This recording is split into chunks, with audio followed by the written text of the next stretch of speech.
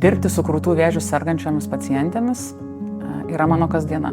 Aš tą darbą darau nuo pirmadienio iki penktadienio, o neretai ir galvoju apie ją savaitgalį. Būdama šalia moters jos gydymo kelyje, aš esu daugelį vaidmenų.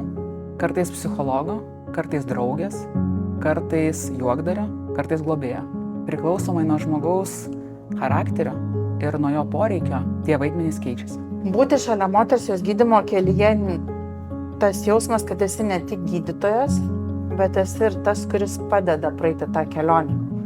Pabūt ramščiu, pabūt pagalba, pabūt tuo, su kuriuo gali pasišnekėti. Ir toks labai geras šiltas jausmas, neatlieki tik techninio darbo, kad išrašai tabletę.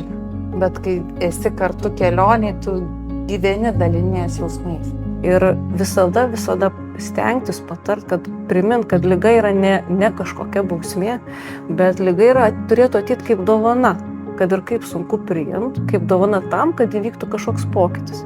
Pokytis gyvensenoje, pokytis savo meilėje, į save žiūrėti kitaip, galbūt pokytis daugiau savim pasirūpinti. Tai mūsų tikslas ne tik gydyti, bet ir išgirsti ir būti šalia.